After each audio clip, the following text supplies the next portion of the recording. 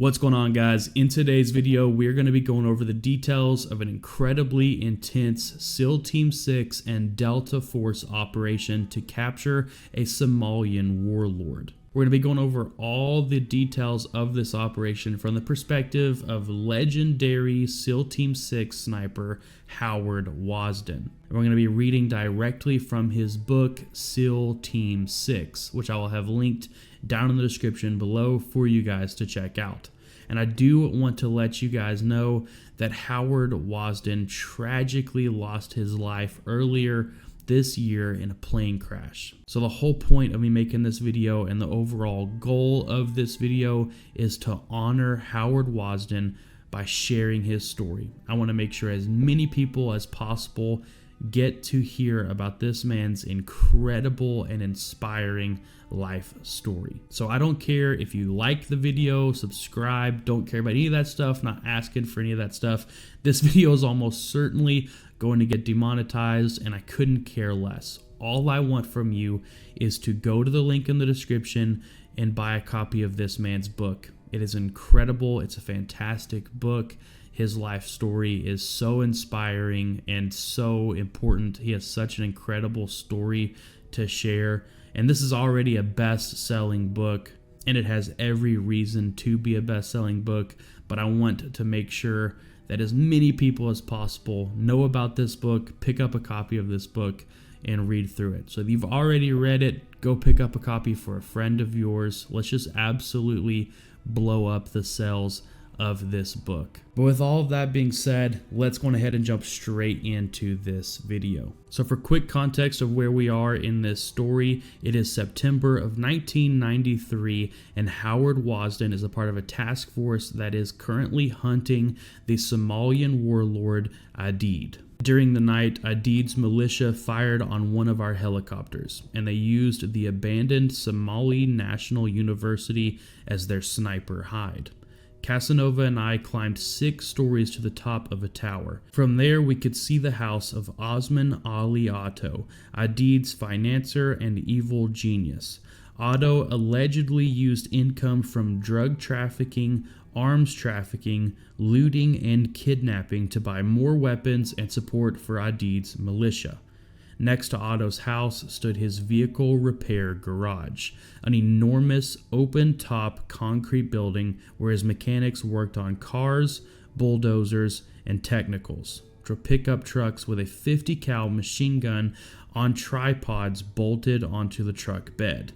This was the same garage where Adid had held the rally to pump up his militia while we were in Pasha. If we captured Otto, we cut off the financial support for Adid's militia. He who controls the purse strings controls the war. Nothing significant happened at Otto's house except the porch light flickered on and off 3 times. Probably some kind of signal, but we didn't see any movement in the house. We continued to observe Otto's garage. Casanova and I spotted someone who looked like Otto, flashing a big white smile, having a meeting.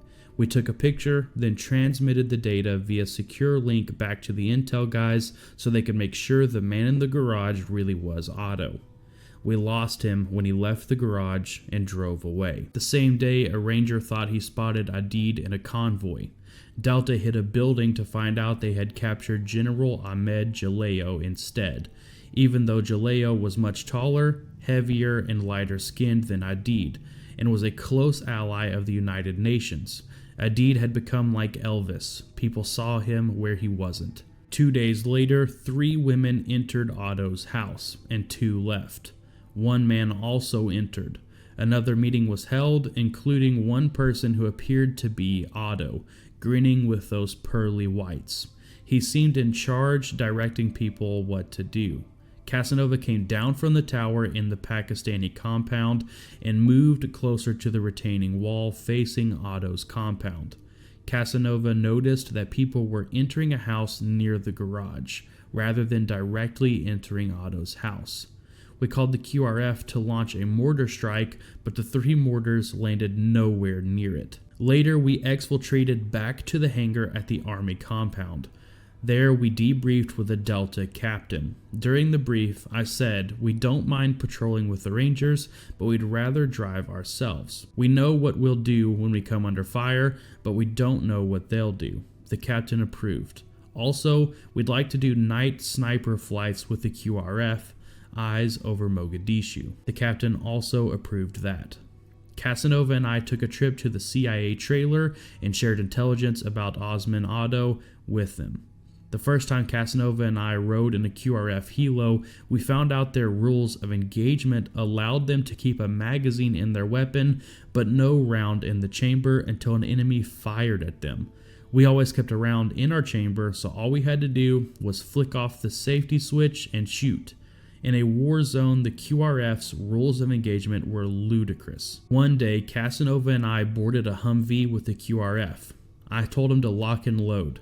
The soldiers gave me a strange look like, what the heck? Gradually, the light bulbs came on for them. Each man made sure his weapon was still on safe and loaded a round into the chamber. Casanova and I would take responsibility for any repercussions from the Army brass. The next time some Rangers, Casanova and I drove up in our Humvees of the QRF soldiers who had ridden with Casanova and me before hurried to ride with us again because they knew what our first command would be: lock and load. Later, as more soldiers had an opportunity to ride with us, they'd be standing in line waiting to see which of the Humvees Casanova and I drove up in. We laughed at the sight of them fighting to see who would ride in our vehicle. At 2400, we boarded a helo with the QRF, both of us sitting on one side of the aircraft. Lock and load. The two QRF snipers sitting on the other side of the bird, locked and loaded. Our flight crew used to wait until being fired upon to return fire, but they had taken small arms fire and 2 RPGs the night before. Shoot anyone you feel threatened by. If anyone aimed at us or took an aggressive stance or positioned themselves to take a shot at us, then we could fire at them. Although the daytime temperatures averaged 89 degrees Fahrenheit, nights cooled off to around 59 degrees. During our flight over Mogadishu, campfires burned in the upper stories of abandoned buildings. I could imagine refugees gathered around them to keep warm. 2 Somalis on the ground pointed their weapons up at us. Casanova quickly aimed his Car-15 at one of them and squeezed the trigger, capping the Somali.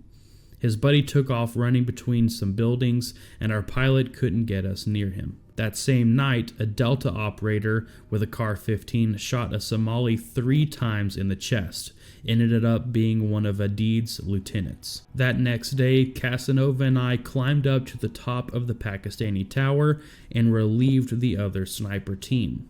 They had observed Otto for 3 hours at his garage. A CIA asset had to go inside the garage and verify that the person was indeed Otto before we launched the full package, which was at least 100 men, including a Humvee blocking force, Little Birds with Delta snipers, and Black Hawks with Rangers and Delta operators. To signal us, our asset would walk to the middle of the garage area, remove his red and yellow cap with his right hand, and walk around. Casanova and I would then call in the full package, an enormous responsibility for 2 enlisted men. We found out that Otto would have a meeting in his garage the next day at 7:30. That evening, Casanova stayed in the tower while I snuck over to the edge of the Pakistani compound and looked over the wall at the adjacent Save the Children house. There was just too much activity going on in the dark of early morning and night. Later, our sources told us that one of the Somali drivers secretly used the trunks of the cars to transport weapons and ammunition, including mortar rounds. Flying the Save the Children flag on their vehicle, they could drive through almost any roadblock unchecked. I don't think that the people at the Save the Children compound knew the drivers were using their vehicles in this way, but it answered a lot of questions for us about equipment and ammo transportation. September 18th, 1993, Casanova and I began surveillance on Otto's garage from the Pakistani tower. The CIA asset wearing a red and yellow cap appeared in the garage. After 25 minutes, he still hadn't given the predetermined signal. Then Otto arrived, sporting his big white grin. His bodyguards and an old man arrived with him. We radioed it in, but we were required to have the asset's confirmation before launching the package. Instead of giving us the signal nonchalantly, the asset acted like he had seen too many movies or just thought we were stupid. He took his hand straight out to the side, reached in an arc to the top of his hat, pulled his hat straight up, reversed the arc, and lowered it to his side. If I'd been one of Otto's guards, I would have shot the idiot in the head right then.